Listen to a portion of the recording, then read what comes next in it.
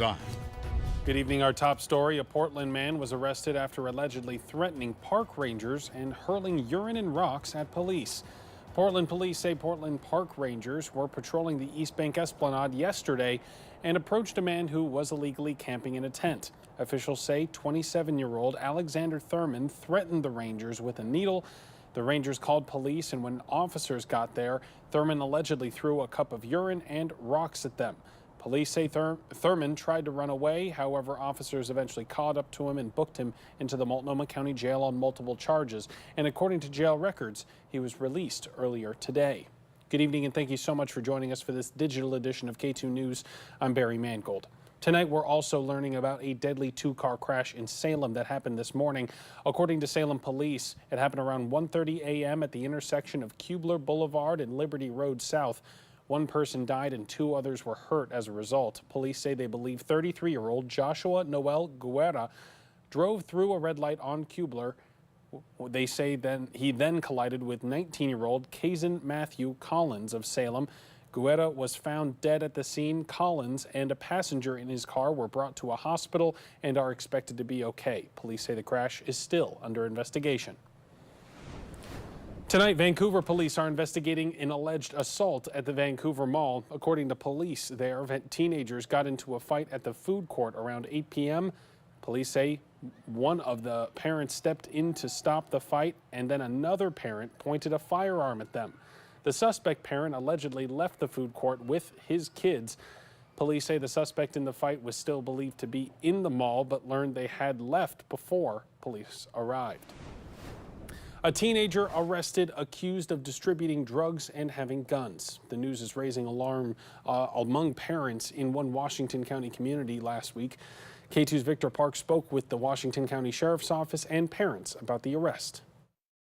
The photos show the perfect recipe of a drug dealer. A handgun, cash, and drugs, lots of them. Except police say the suspect is a high school student. This was a big concern for us, the fact that there's a possibility that the drugs could be dealt to high school students. Investigators say they were tipped off that a student had been showing off the items on social media.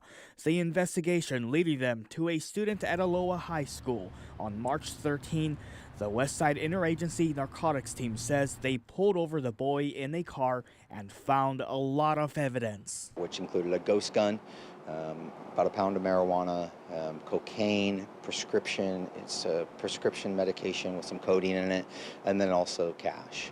The teen has been charged with several crimes, including commercial drug offenses. The incident is renewing conversations among parents like Magna Road. It's scary.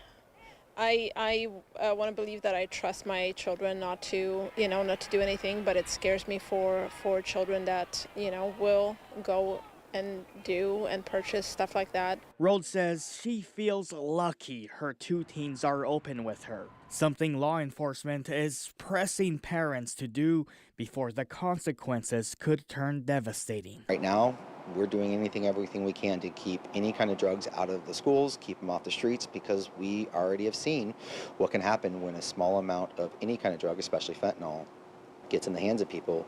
Overdoses are through the roof. KATU's Victor Park reporting there.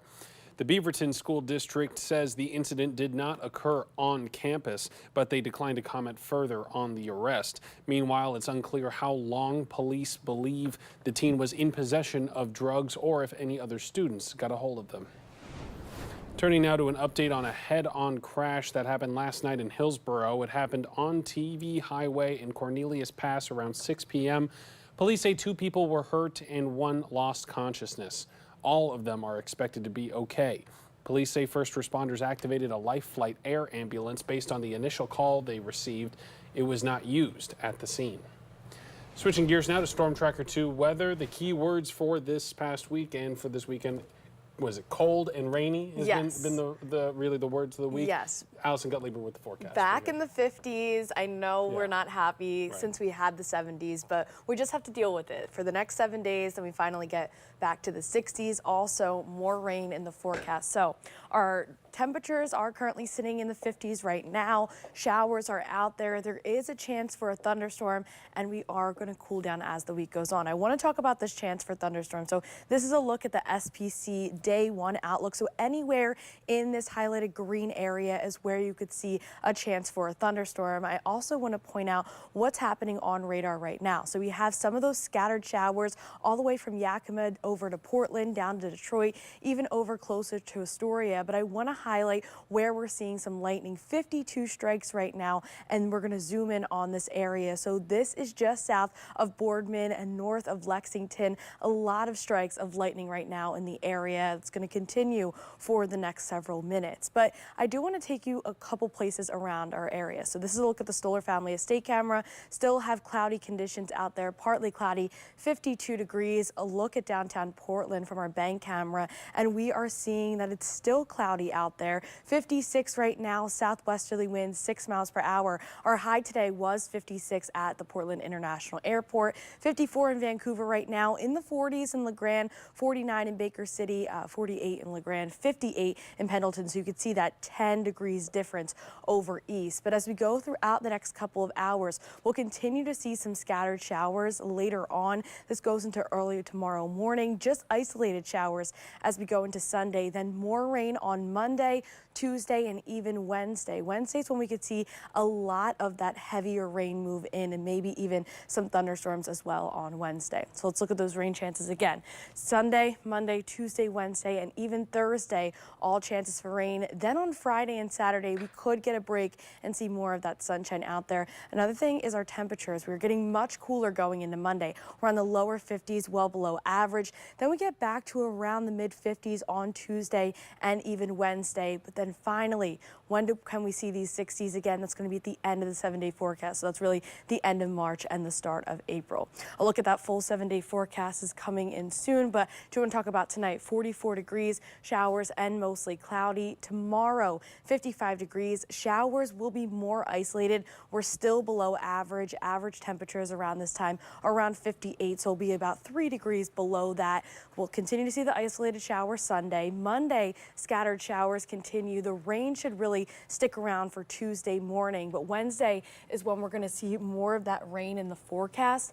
It's going to be heavy at times, also chances for thunderstorms. Friday, 57. Saturday, back to the 60s. Hey, not the best weekend forecast for people, but tulips and flowers are having a fantastic forecast. All right. Absolutely. Thanks so much, Allison. Now let's turn to talk about some basketball. The Oregon State women's team took on Eastern Washington in the NCAA tournament. The Eagles outscored the Beavers through the end of the first quarter, but from there it was all OSU. The Beavers had a 12-point lead at halftime. That lead only extended. The Beavs went on to win the whole game, 73-51. Reagan Beers led the team with 19 points, but she went down at the end of the third quarter with a leg injury, spent the rest of the game on the bench. The Beavs move on to the second round of the tournament tomorrow, where they play Nebraska. On to the Portland side, the dance is over for the Portland Pilots after their loss against number 4 ranked Kansas State in the first round of the NCAA tournament. The Wildcats took a huge 15-point lead after the first quarter, and Portland did not recover. Final score, Pilots 65, Wildcats 78. On to the men's side of the tournament, number 11 Oregon Ducks taking on number 3 seeded Creighton Blue Jays in the second round tonight. The game is scheduled for 6:40 this evening. As of today, the Blue Jays are a 4.5-point favorite against the Ducks. However, Oregon was also the underdog in their last game. And listen to this, none of the 22 million brackets submitted to ESPN before the tournament started remain perfect. The following segment is sponsored by Oaks Amusement Park. Now some thrills off the court. It is opening day at the Oaks Park Amusement Park. The park kicked off its 2024 season today with rides, mini golf, carnival games, and a roller rink. The park will be open from noon to 5 p.m., just closed about 9 minutes ago, every day through the end of the month for Oregon spring break, so it'll be open all week during those times. After that, it'll be open on weekends until summer. Now, calling on all Lego lovers, Lego's Bricks Cascade event kicked off today at the Convention Center. It ran from 10 to 4, and this is quite the event. It features hundreds of Lego creations from builders around the Pacific Northwest. Really cool stuff in there. Visitors were able to talk to the builders and leave their own mark on the wall of creation and plenty of other activities. This is the 12th year of this event, and if you did not make it to the Convention Center today, tickets are still available for tomorrow. Same hours as today. It'll be open from 10 to 4. And before we leave you, you got to see this. New video captured on WashDOT cameras showed traffic got hairy on I-5 early this morning. You can see a good Samaritan using his car to try to corral 3 dogs that are just making their way down the road. This happened a little, just around 1:15 a.m. It's not clear how exactly the dogs ended up on the highway. Fortunately, though, the driver did get the dogs off the road. Quite a unique traffic jam. That's the good thing, that they got them off the road. For sure. All right. Well, that's all we have for this digital edition of KATU News. We're going to be back on air around 8 o'clock after the hockey game. We'll see you then. In the meantime, have a great rest of your weekend.